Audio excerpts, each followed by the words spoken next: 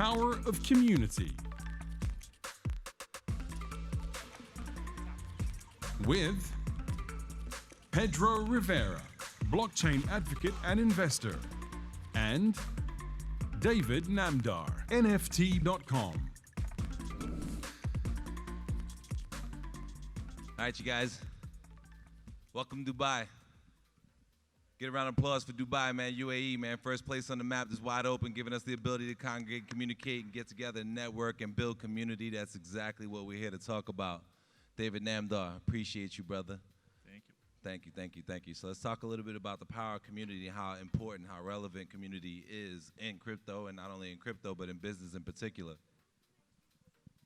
So this is a fun topic because there's a lot of inside interesting stories in my crypto journey that I'm happy to kind of share a little bit today. Kind of overlays with mine. I wasn't even aware of it until just now. Exactly. And so, you know, I'm a finance guy. I started my career in UBS in Hong Kong and then made my way back to New York and was working at Millennium, a big global hedge fund, covering all the Asian markets. Unfortunately, I never spent any time in Dubai, but I did know a lot of other people in kind of the expat world who've moved here over the years, so I'm very excited to spend more time here now, partially thanks to Pedro for bringing me out from Puerto Rico.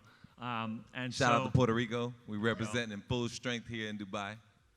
And so, you know, my crypto journey started, I was at this hedge fund in New York. I hated the hedge fund world more and more, particularly Millennium. It's an environment where you're very much a mercenary. So, you know, they don't want you to know anybody else at the hedge fund. They don't want you to, they don't care anything about community. It's entirely about the returns you're putting up and everything there and the portfolio you have. And just out of interest in kind of the time I spent in Asia and just being part of the expat community, I had my eyes open to the idea of a currency born from the internet, and I saw that everybody outside of the US was at an advantage compared to most Americans. Most Americans don't have a passport, still to this day. I think it's somewhere between 150 and 200 million Americans don't have passports. Whereas most people here, I'm sure I'd be willing to bet every person in this crowd has thought about or on a regular basis thinks about multiple currencies. And so that's a big advantage when you get into the cryptocurrency world and they're thinking about this and think about the part of community is interacting with people from different places and using different currencies, right? And so while I was at Millennium, one of the first things I started to do was I heard about Bitcoin meetups, and I had a friend, Jonathan Mohan, who started Bitcoin NYC, one of the first Bitcoin meetups globally.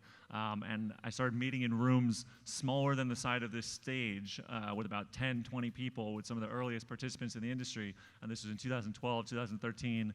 And back then, you know, there was no community. The community was a group of 10, 20, 50, 100 people, and it went around just really each one of us infecting each other with the excitement around Bitcoin and all the potential. And so that was really the starting point. Then we took it to the street. We went into Union Square, and we had all these dreams and visions about what cryptocurrency could grow into. And one of the things similar to Bretton Woods, we decided to start in Union Square in New York to start getting together every week and trading Bitcoin from our phones. And this was before there were really any good mobile apps or anything. I think the first one we were using was blockchain.com, but even before blockchain was out, we were trading Bitcoins from, you know, one or two people were carrying around their laptops and using Linux to actually send Bitcoin around. And so that was the starting point, and then fast forward a couple years later, after the founding of Ethereum, after a lot of other important developments in the industry, I had started in New York. I joined a big family office of a guy, Mike Novogratz, and as part of that, we had a bar room, and I had 10 back-to-back meetings on a Friday afternoon, and instead of running around New York City having all the meetings, I invited everyone to come up for drinks. And it started off on a Friday afternoon. We went all night.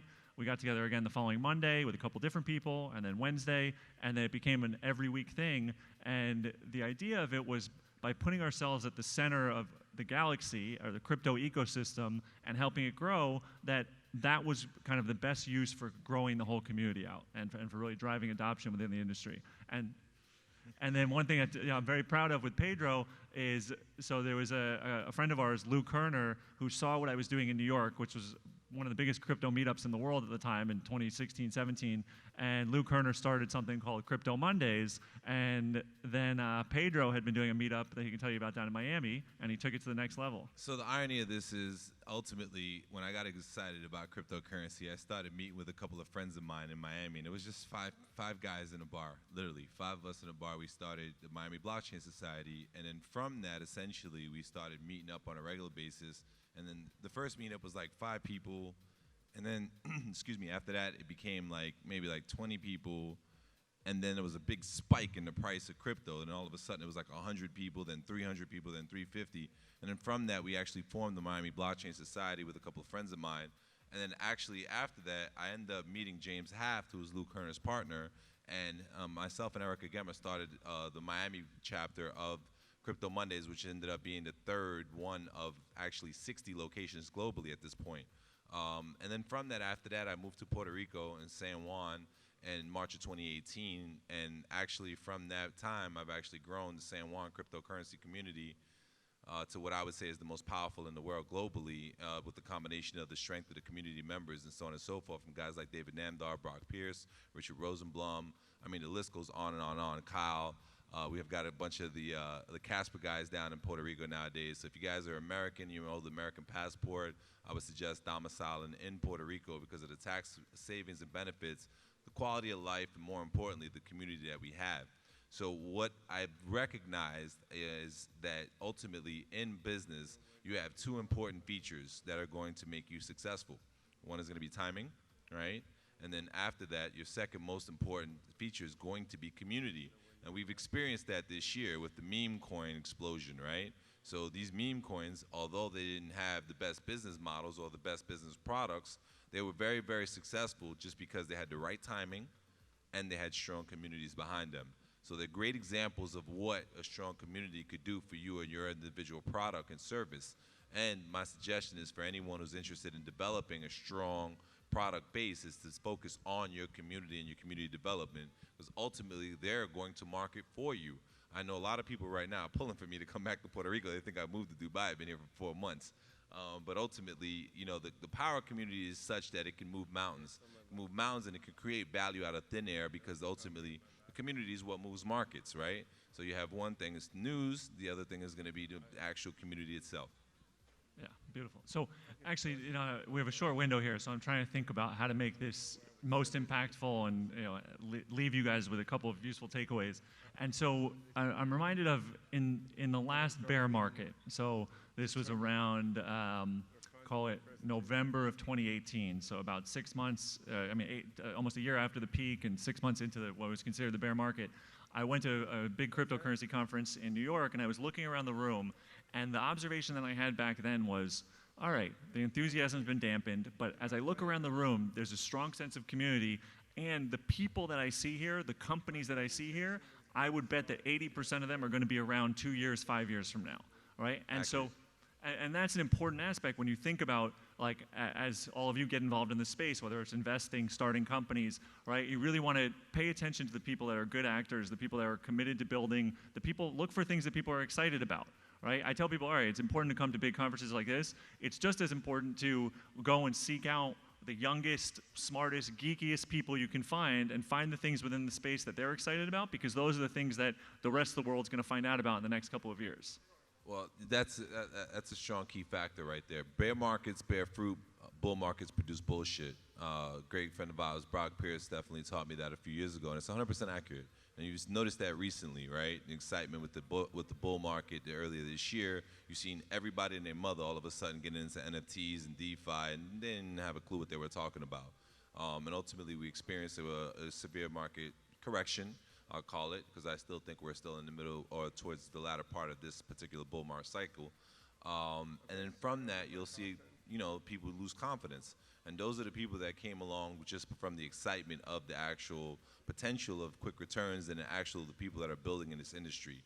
So the people that have been in this industry through the bear market cycles, those are the ones that typically speaking are going to build something that's of value, and it's going to produce strong communities and strong value to the people around them. David, it's your turn. All right. So what else? So, you know, the other thing I think, and like I definitely see the draw for Pedro being here in Dubai. This is a special environment. Like as great as the community we have in Puerto Rico, and I'm excited. I moved down there in December, and I plan to be there for a while. There's limitations. The government's not making it as welcoming for us to host events and for us building the community. Pedro's still I'm paying fines every week for Crypto Mondays San Juan. You have no idea. I paid annual salaries and fines for San Juan meetups. It's incredible. So, let me just touch on that really quickly because we got short on time.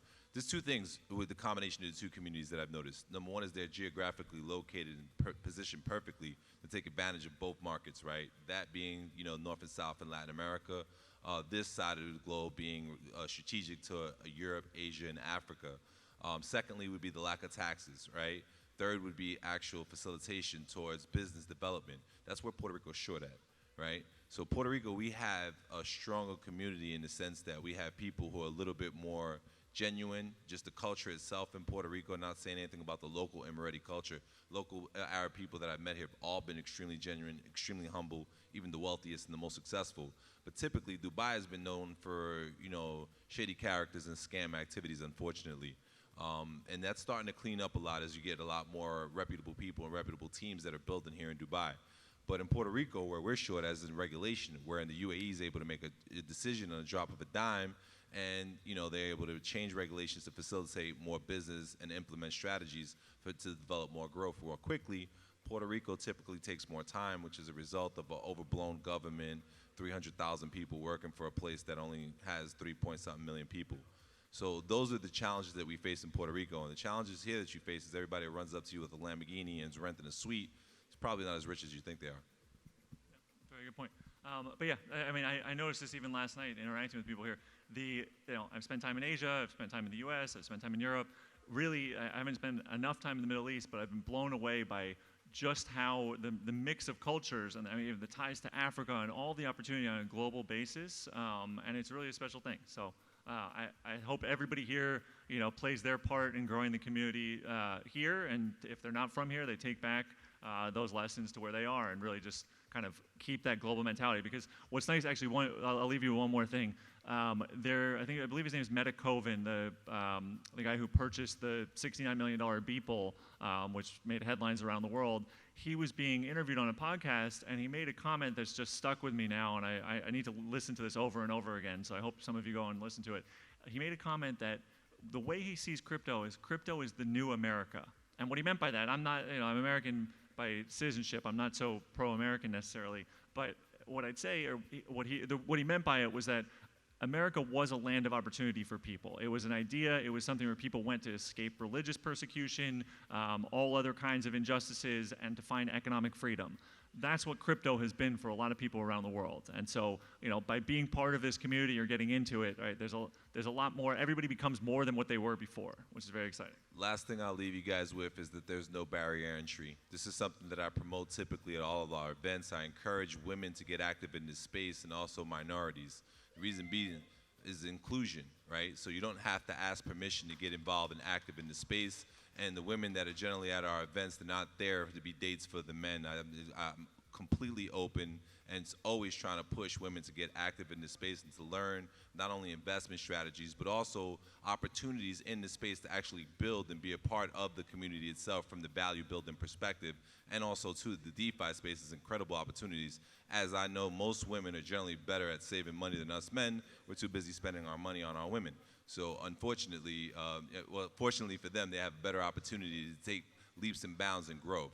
So no barrier entry into our community is something that I'm always excited about. I fight for oppressed people all over the world. I wear a black and white Puerto Rican flag around my neck every day, all day, to show the sovereignty not only for our land, but also for every individual walking on the planet Earth. So that's all the time we have for you now. David Namdar, I'm grateful for you. Thank you so much. Hey, man, Puller Sigma team, AIBC, we love y'all, man. Thank you so much. Dubai Crypto Mondays, man, we did it. I appreciate y'all. San Juan, I'll be home soon. All right, thank you for having us.